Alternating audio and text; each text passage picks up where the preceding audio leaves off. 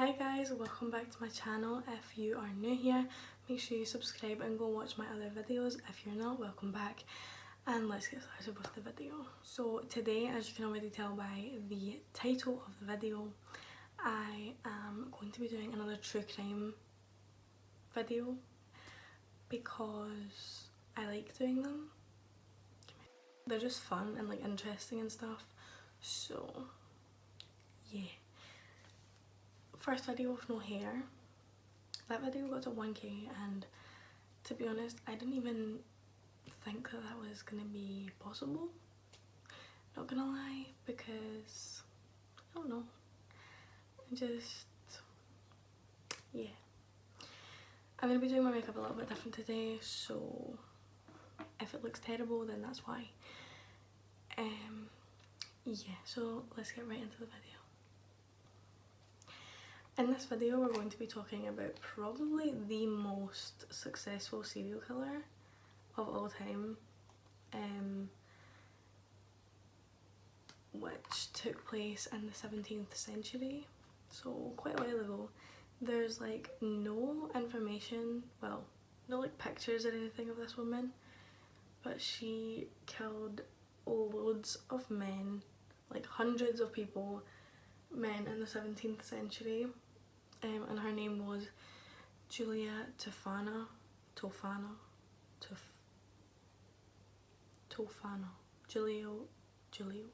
Julia. And her name was Julia Tofana. You guys might have been as confused as I am. How do you kill hundreds of people and, you know, get away with it? So basically, Julia Tofana turned her makeup business into, if you can hear a phone ringing, I'm sorry. When she turned her makeup business into like a medicated, secret society type business. So Julia was selling makeup at the time, and she then turned it into like a medicated thing to kill people. So she killed hundreds of men. She didn't kill females, only men. So, but we'll get into that in a sec, of like why and how that she managed that. She made face powder, I believe it was, that was laced with arsenic, lead and belladonna, and I don't know what belladonna is, but I know what the rest are, so yeah. She was selling this to women who were in arranged marriages, because that was still a thing back then. So if you were in like a loveless marriage or you were being abused and different things, she offered this as a way to get rid of them. And that's how she got away with it. She laced the products and sold them to women who wanted rid of their men and wanted out of marriage, because, what's that called? Divorce wasn't a thing back then at all, like don't even think about it. So she was offering a way out, which was unheard of obviously at the time, so everyone was like, oh, but it was very, very secret. She had like a specific like clientele base that she stuck by, which I don't know how that works, because like how many husbands do you have in a lifetime, you know?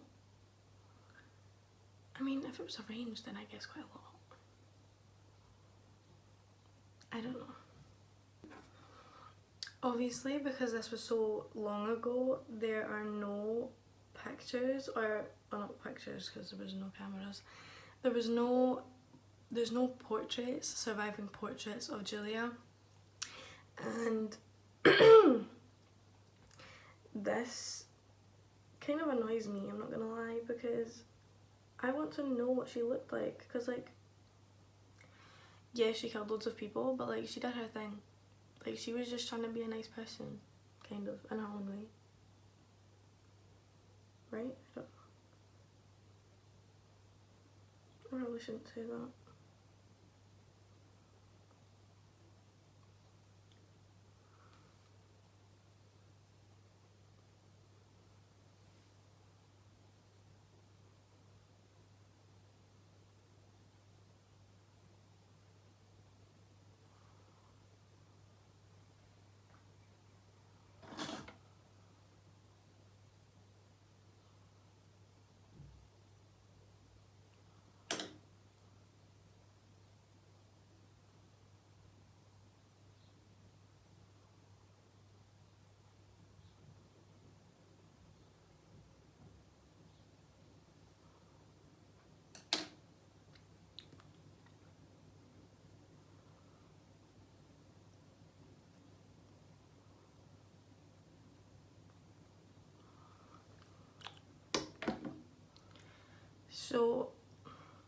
So because these marriages were so loveless and just not what marriage is now, that's not what I was talking about.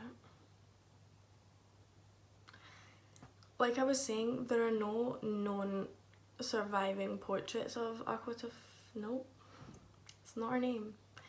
There's no known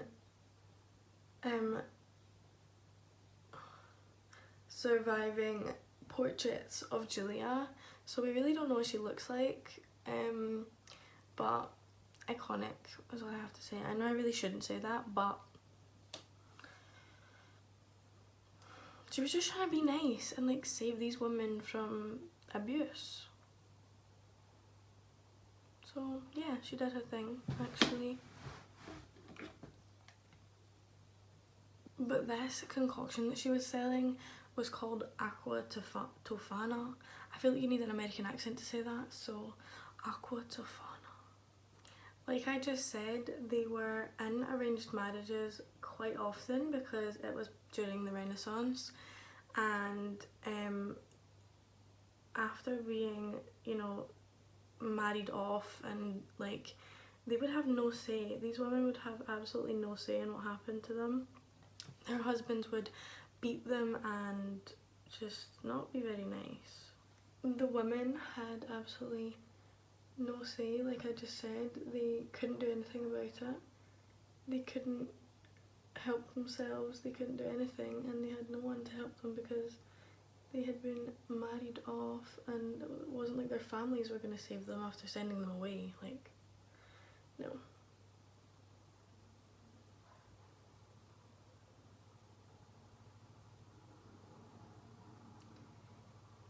And for this reason, we can understand why the women would have wanted a way out, and to be honest, I know for a fact that I would not. Ain't gonna catch me in no arranged marriage.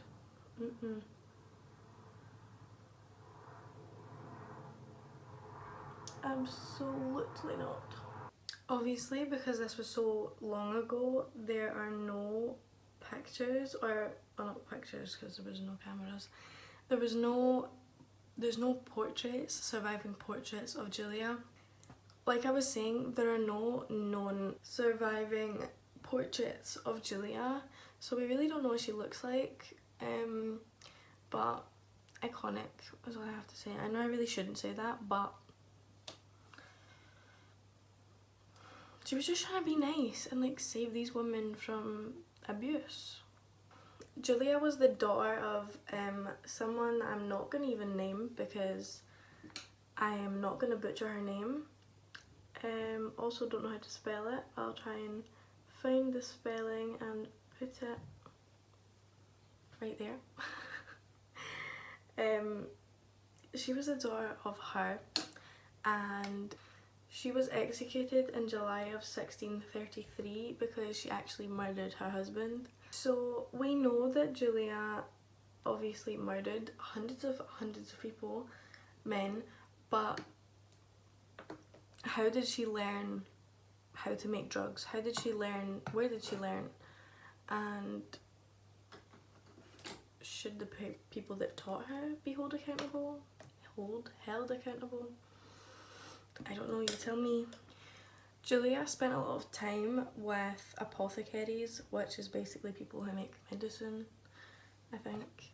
Yeah, so they prepared and sold medicines, and Guilia spent a lot of time around these people and started picking up ways and started experimenting and learning how to make her own stuff. So that's how she learned, but some people think that her mother started the company, and then, well, not the company, but the recipe for Aqua Tofana, and then they think that she taught Guilia. Oh yeah, and by the way, all the stuff that I'm using will be in the description box, like I said in my last video. Might have been in the last video, I'm not sure. In the last video, but I do link everything down in the description box just in case any of you are wondering.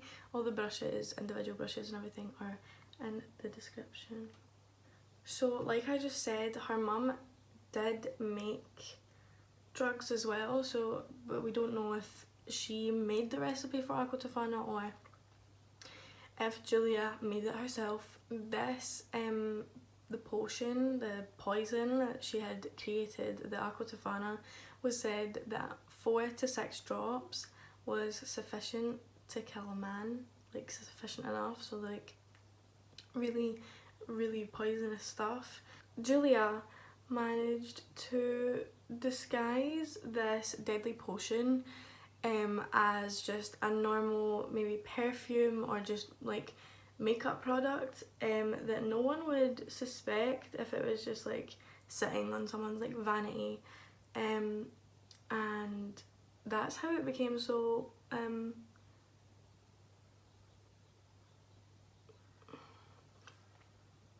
what's the word? Successful, because no one suspected anything because it just looked like a normal product. Guilia's first way of disguising the product was a powdered makeup, so like just looked like a little like compact like this. I need a new highlighter. It makes me sad. My birthday's next month. I'm on it, don't worry. And then she moved on to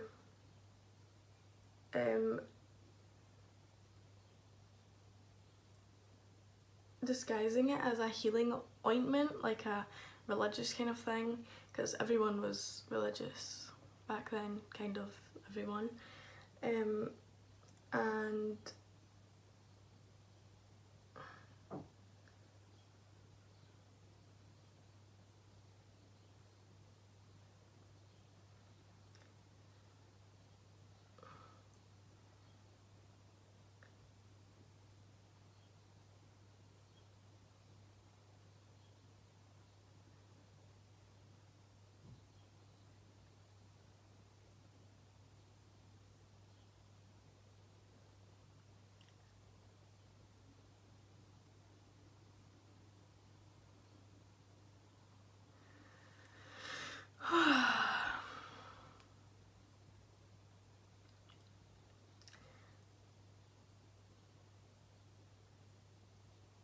there was hidden vials of the Aqua Tofana and this stuff, at least that's what I got from it.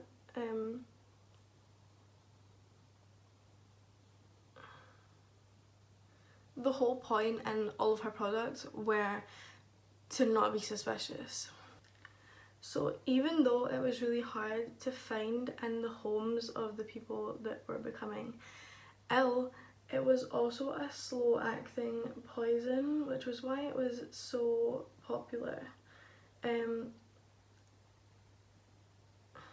made a mistake earlier by saying that she only sold it to females and that it was only to kill men.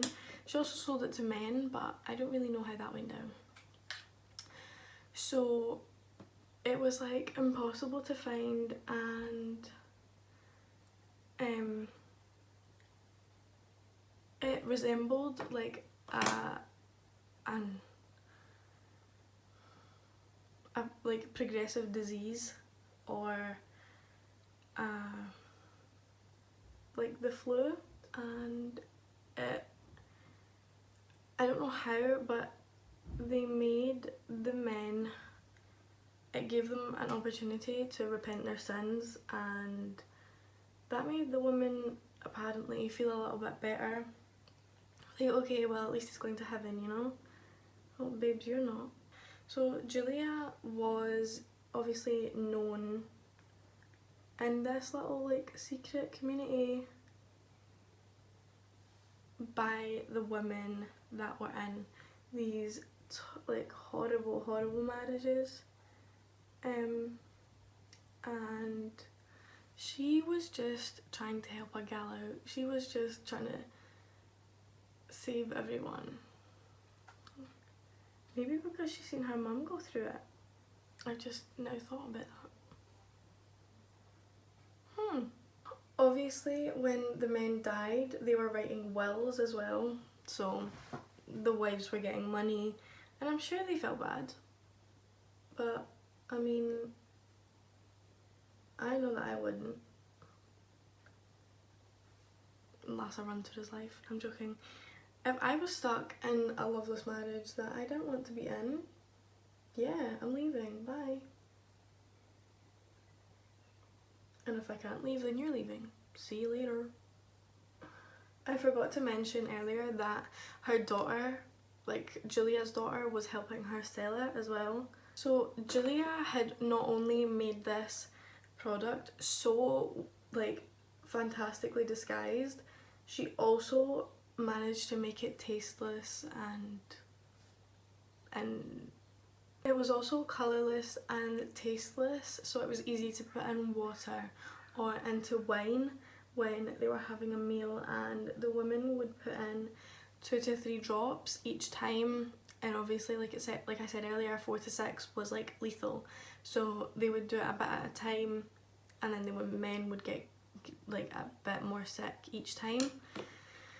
So I mean, I don't know. So back then there was only about 3 ways for a woman to provide for herself, which was to get married, which they knew was like basically impossible to get out of, or beg, or prostitute, or be a sex worker, whatever you want to call it.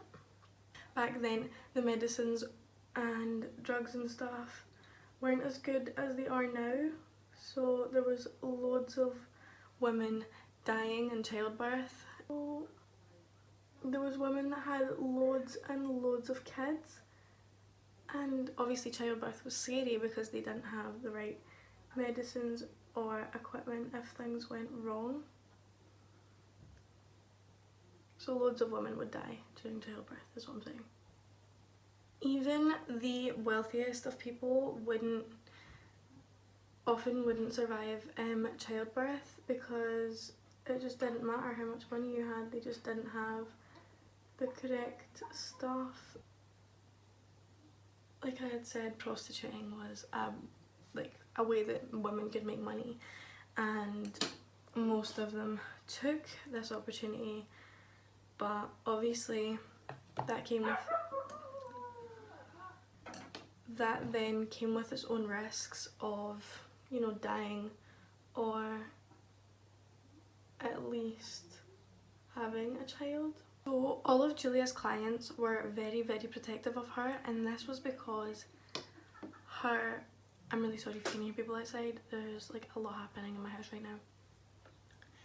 Like I was saying, her clients were really protective over her, because if she was caught or was, you know, even suspected, all of them would go down, because she sold it, yeah, but they all used it, and they really didn't want this for Guilia. They thanked her, I'm guessing, a lot, since she got them out of these horrible marriages, so they wanted to protect her at all costs, and lying to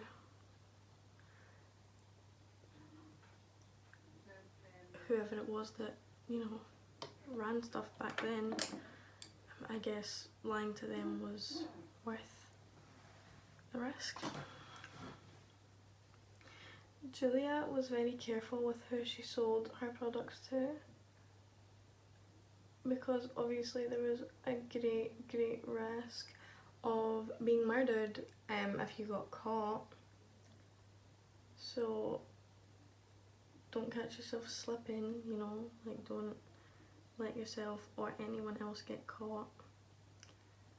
But she was very careful and she only took recommendations. She done her homework on everyone that she sold to, and she always made sure that they were reliable and wouldn't snitch. She then added on an instruction leaflet on the back of the Aqua Tofana to make it seem more realistic and less clockable, obviously, if anyone was to ask. And it was basically just like 1 to 2 drops a night, like very that. These are 2 totally different shapes. Belladonna was a very commonly used product in makeup, so it wasn't suspicious at all if the wives were investigated, of course. So although Guilia had been doing her research on all of her clients and who she was selling Aqua Tofana to, in 1650 it all came to an end after one of her customers buckled under pressure and regretted buying it and regretted putting it in her husband's soup.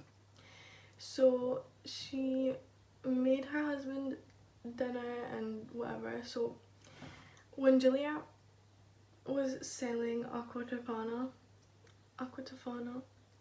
she was giving these women instructions on how to act after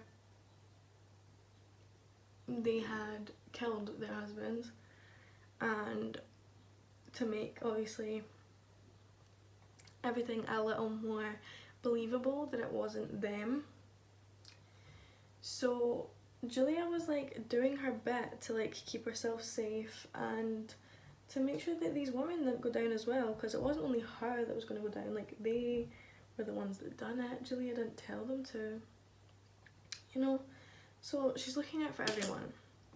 She's trying to be a good little person, but I mean she's kind of doing it the wrong way, I'm not gonna lie.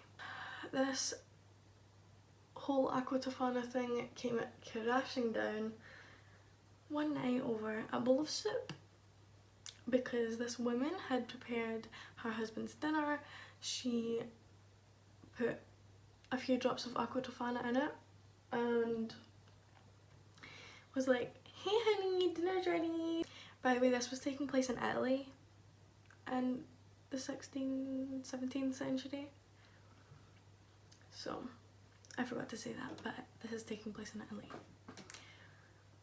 So she had made her husband the soup and he demanded some wine, so she went to go and get him some wine, and then she came back and then he was going to slurp his soup and she shouted at him and demanded that he stop, that he shouldn't drink the soup.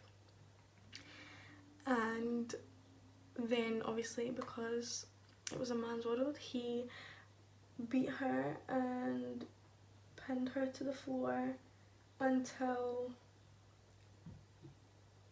she confessed as to what she had put in his soup, and he was adamant that he wanted to know what was in it. She confessed and she told him that she had poisoned his soup, and then he drove her to the authorities which was in Rome. After this, word got out to Guilia and she had to run. She tried to go hide and obviously try and protect herself. So she packed her stuff and she went to a church and asked if she could stay there, and they let her. And then word got out, obviously. Are you joking me? Then word got out that Guilia was at the church. So then everyone that didn't agree with what she had been doing went on over to that church and demanded that they hand her over or they were gonna burn the church down. Obviously then the church was like, okay, I'm sorry gal, but you gotta go.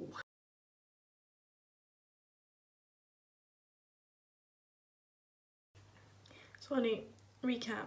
When the woman who panicked when she gave her husband the soup, when she was taken to Rome to the authorities, she was basically tortured until she would speak, which was their way of doing things back then. So the same happened to Guilia after she was obtained from the church. They took her to the authorities and they tortured her as well until she confessed, and she said that she could guess that she had killed more than 600 people, men mostly, and this is how she was the most significant serial killer.